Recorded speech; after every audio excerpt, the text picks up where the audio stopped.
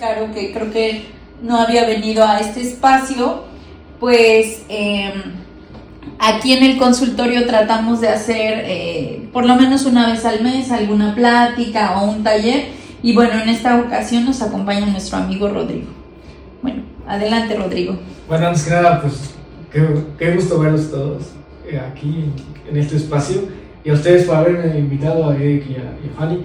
Bueno, quisiera empezar, eso lo voy a leer, es un texto de Eduardo Galeano, el cual, digamos, circunscribe un poco por dónde va a ir esta conversación, ¿no?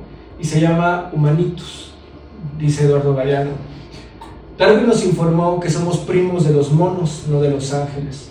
Después supimos que veníamos de la selva africana y ninguna cigüeña nos había traído desde París. Y no hace mucho tiempo nos enteramos que nuestros genes son casi igualitos a los genes de los ratones. Ya no sabemos si somos obras maestras de Dios o chistes malos del diablo. Nosotros, los humanitos, los exterminadores de todo, los cazadores del prójimo, los creadores de la bomba atómica, la bomba de hidrógeno y la bomba de neutrones, que es la más saludable de todas porque liquida a las personas pero deja intactas las cosas. Un tema que me parecía indiferente, después me pareció absurdo y ahora me parece que tiene una mayor importancia de la que yo sorpresivamente me encontré. Bueno, en mi caso yo estudié Derecho y bueno, una de las cosas que se entiende cuando alguien estudia Derecho es que hay una violación de derechos, ¿no?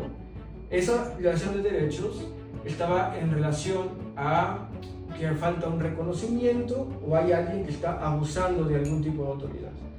Yo, mi generación, cuando yo nací, me tocó todavía un país gobernado por el PRI, parte de la Madrid, Salinas de Gortari, Zedillo, la matanza de Acteal, la muerte de Colosio, cuando el EZLN, los zapatistas hacen su aparición, el EPR, y algo que no lo había considerado hasta hace algún tiempo, cuando yo estudié la secundaria me pusieron la película de Rojo Amanecer, película que durante un buen rato fue prohibida, ¿no? Y entonces esa película a mí en particular me impactó mucho. Entonces, desde esa perspectiva, para mí el Estado era un Estado opresor, ¿no? Un Estado que viola derechos de forma sistemática.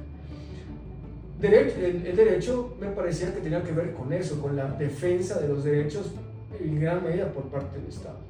Después estudié psicología, y en psicología me encontré con un área que se llama Psicología Social Latinoamericana, en la cual, y comunitaria, en donde aparece un concepto que se manejaba en ese momento como emancipación y empoderamiento. Empoderamiento no en el sentido trivial que existe ahora.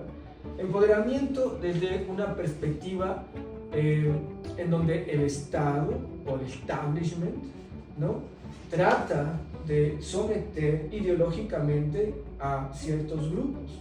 Y entonces el empoderamiento consistía en la posibilidad de que las personas se percataran de ese sistema opresor y empezaran a tomar, digamos, alternativas a partir de sus posibilidades y herramientas, ¿no? Y eso, y que buscaran su propia forma de vida sin que haya esa condición ideológica capitalista, en fin.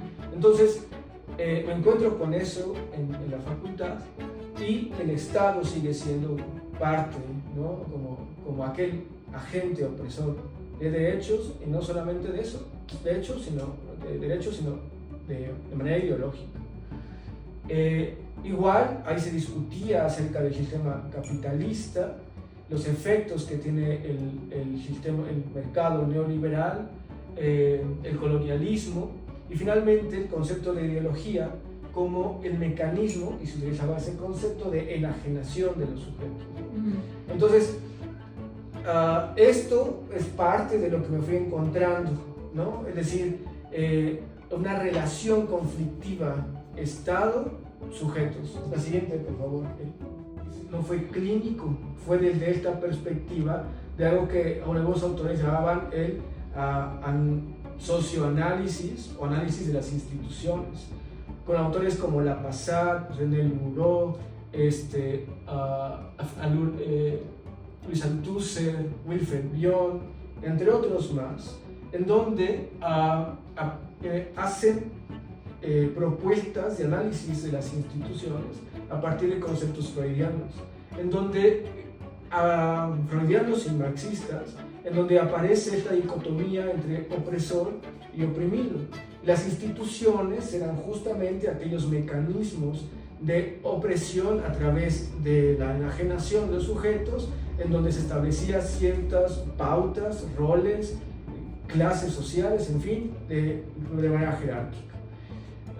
Y finalmente, con Freud aparece, me acerco, estoy hablando de la licenciatura, con la tesis, ¿no? En donde los individuos, en ese entonces así lo escuchaba yo, tenían que renunciar digamos, a la expresión y satisfacción de sus pulsiones, particularmente el incesto, por cuestión de la cultura, y entonces derivada de esa renuncia vendrían diferentes efectos, entre ellos la represión, la sublimación, y la sublimación devenía en producciones culturales como el arte, la ciencia, etc. Otras más, ¿no? Entonces, la siguiente. Estoy comentando, durante ese periodo yo me encontraba con estas dos dicotomías, ¿no? Que había entre opresores, oprimidos, dominantes, dominados, enajenantes, enajenados. Y entonces la idea es que el lazo social siempre estaba establecido bajo estas condiciones, ¿no? En donde este conflicto es fundamental, por lo tanto, el asunto de la paz sonaría como una cuestión utópica, rara, que no tiene mucho sentido en realidad. Entonces, ahí en realidad la cuestión de paz no tenía tanta importancia, pero tenía más importancia lo otro, el empoderamiento, la emancipación, la libertad, tomar conciencia, pero no la paz. ¿Por qué? Por producto de este conflicto, digamos, fundamental. La siguiente, por favor. También aparecen contradicciones que voy encontrando durante el acercamiento con estas disciplinas, ¿no? En el caso del derecho, había algo que se manejaba mucho ahí. Decían, bueno, aquí se habla del deber ser, pero otra cosa es el ser. En el ser no es lo que dice la ley, ¿no? En el deber ser es lo que se aspira, pero la realidad no es así. Entonces, desde esa perspectiva hay un mundo real y un mundo ideal. El mundo ideal es el mundo que está ahí en nuestra constitución, en los demás reglamentos, leyes, pero es que el mundo real es un desmadre, ¿no? O sea, eso básicamente significa. Y entonces, pues en la práctica, el abogado, había un maestro que decía, ¿ya vieron cuál es el símbolo de la Comisión de Derechos Humanos? Es y va subiendo y estás así, tomen sus derechos humanos, ¿no? Entonces, era como, a ver, si se supone que el derecho tenía que ver con la defensa, promoción de los derechos, nos están diciendo que eso es, que eso no es, eso no se lleva a la práctica, es otra cosa. Bueno, de emancipación, empoderamiento, autogestión, donde el psicólogo lo ponían como el rector o el director de conciencias, ¿no? En donde el saber del psicólogo iba a llegar con la población, con los individuos, con los grupos, y entonces desde ese saber iba a intervenir para hacer que eso cambiara, ¿no? Y eso fue sumamente criticado, incluso por algunos otros psicólogos y particularmente en el psicoanálisis también, ¿no? En donde se ponían desde una perspectiva, digamos, dominante, donde reproducían lo mismo que supuestamente querían erradicar, ¿no? Es otra contradicción que encuentro ahí. Y la siguiente en el psicoanálisis.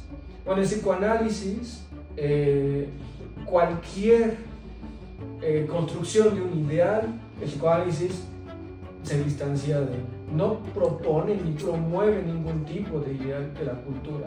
Felicidad, bienestar, salud, libertad o la paz, el psicoanálisis no lo establecería como una posibilidad de algo, ¿no? Sino todo lo contrario.